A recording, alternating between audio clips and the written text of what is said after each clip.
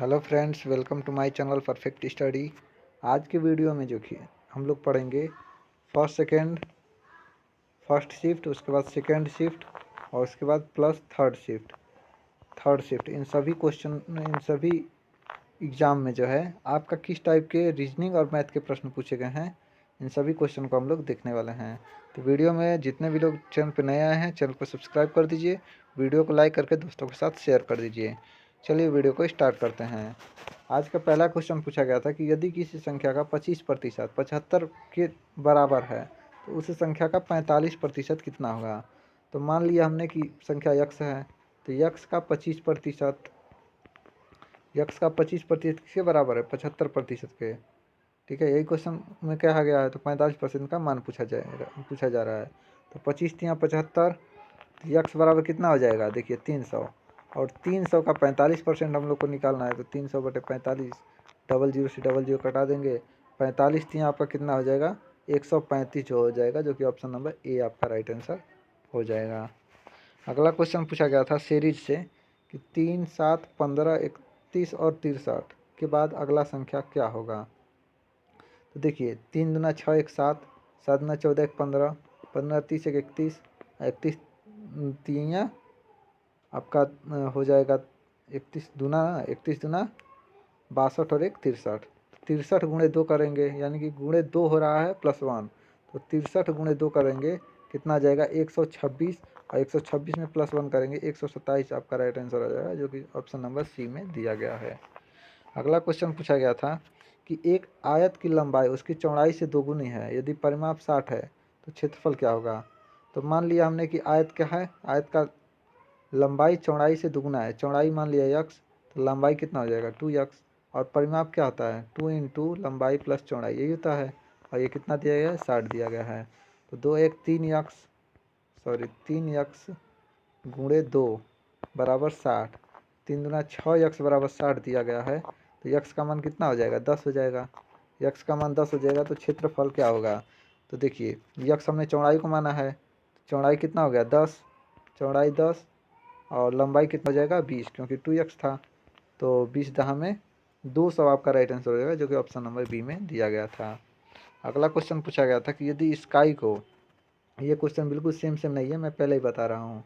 इसमें कुछ और भी लंबा शब्द था, लेकिन स्टूडेंट को याद नहीं था। ठीक है, लेकिन ये क्या है कि सभी को जोड़ के जो है कोड भाषा में लिखा गया था, ये बिल्कुल सही है। इसी टाइप का क्वेश्चन आया था, लेकिन ये वर्ड थोड़ा सा लंबा था। ठीक है, अब इसको मैंने अपने हिसाब से सही कर लिया है छोटा करके, लेकिन वर्ड क्या था वो हमें याद ही नहीं है। स्टूडेंट ने जो हमें भेजा है तो उनको याद सही से नहीं था, इसलिए जो है इसको मैंने छोटा कर लिया। तो स्काई को 82 लिखा जाता है, तो सी को क्या लिखा जाएगा, तो ये कोड भाषा जो है जोड़ा गया है।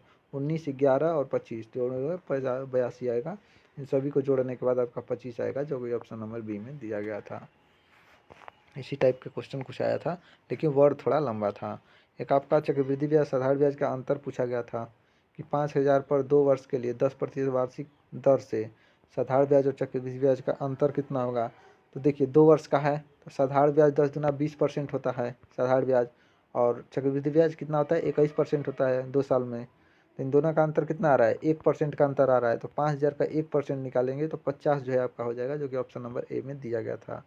इस तरह से नहीं तो आप इस तरह से डिफरेंस बराबर P × R/100 के पावर n, इस पर भी निकाल सकते हैं। डिफरेंस कितना दिया गया है, तो अंतर हम लोग को निकालना है। P का मान 5,000 है, R का मान 10% है, n का मान 2 वर्ष है। इसी सूत्र पे रखेंगे, आपका राइट आंसर जो है 50 ही आएगा।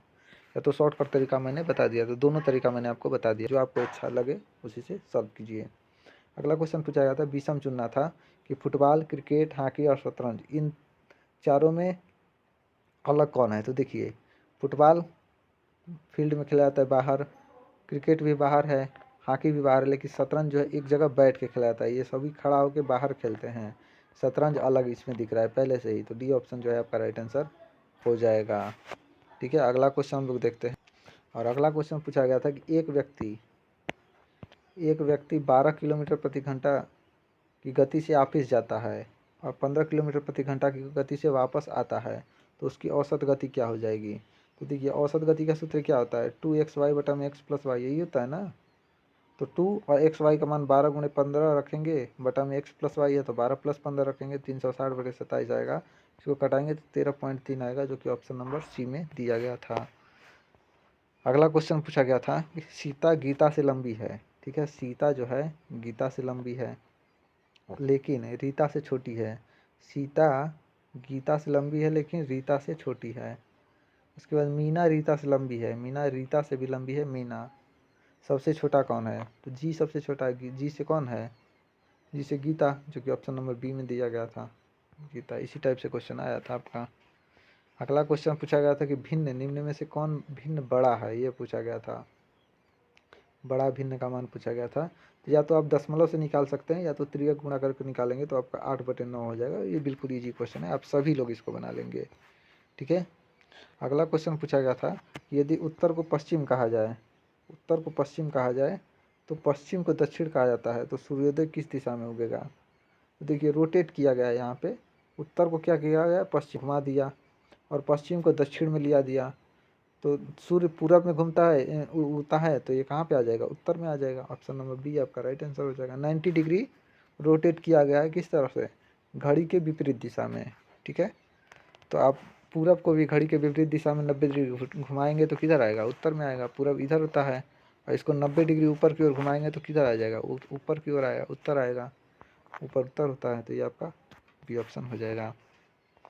अगला क्वेश्चन पूछा गया था कि 12 पुरुष एक काम को 8 दिन में कर सकते हैं, उसी काम को 16 पुरुष कितने दिन में करेंगे?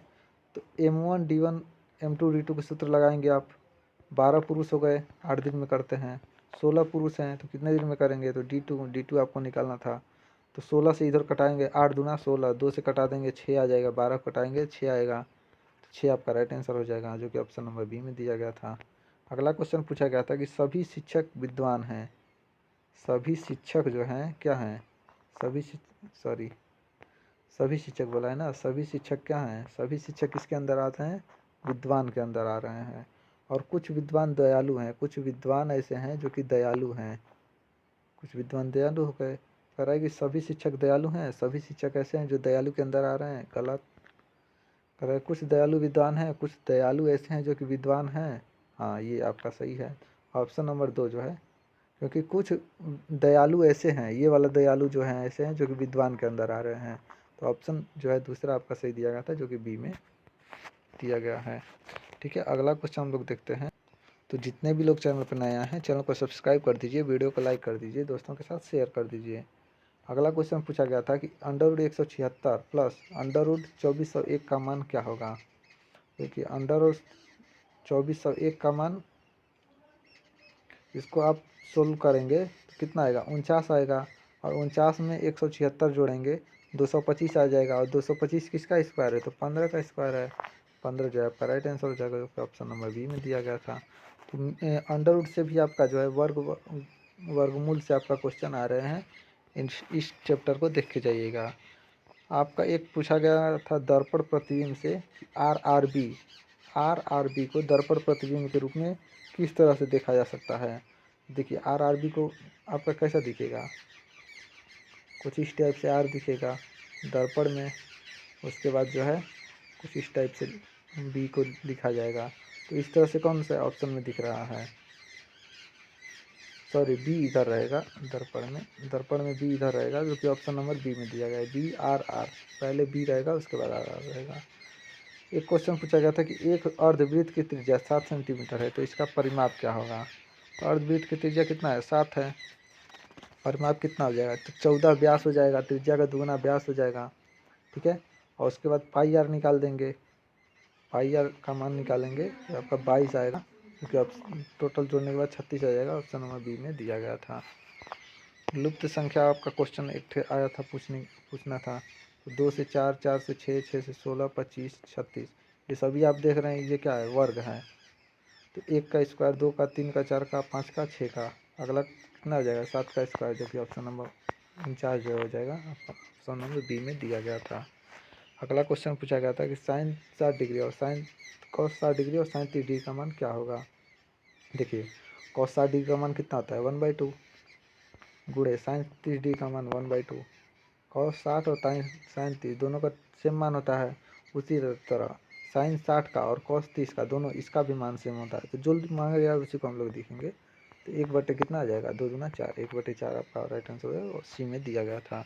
एक क्वेश्चन आपका पूछा गया था कि हाथी का संबंध झुंड से है, तो उसी तरह मछली का संबंध किससे है। तो देखिए हाथी जो है, हाथी कहाँ रहती हैं, झुंड में रहती हैं। उसी तरह मछली कहाँ रहती हैं, शोल में। मछली कहाँ रहती हैं, शोल में रहती हैं। यानी कि हाथी झुंड में चलती हैं, मछली कैसे चलती हैं, शोल में चलती हैं। शोल को स्कूल कहा जाता है, क्योंकि ऑप्शन नंबर सी में दिया गया था। कन्फ्यूजन वाला क्वेश्चन है। अब स्कूल में तो कोई स्टूडेंट मारेगा नहीं, जो पढ़ा है अच्छे से वही मारेंगे। अन्यथा स्कूल में तो बच्चे पढ़ते हैं, लेकिन शोल इसको कहा जाता है। मछली किस तरह से चलती हैं, तो शोल में चलती हैं। सबका राइट आंसर हो जाएगा। तो आज के शिफ्ट में मुझे इतना ही क्वेश्चन मिला है। आप लोग को कैसा लगा कमेंट में ज़रूर बताइए। वीडियो को लाइक करके तो चैनल को सब्सक्राइब कर दीजिए, दोस्तों के साथ शेयर ज़रूर कर दीजिएगा। मिलते हैं अगले वीडियो में, धन्यवाद।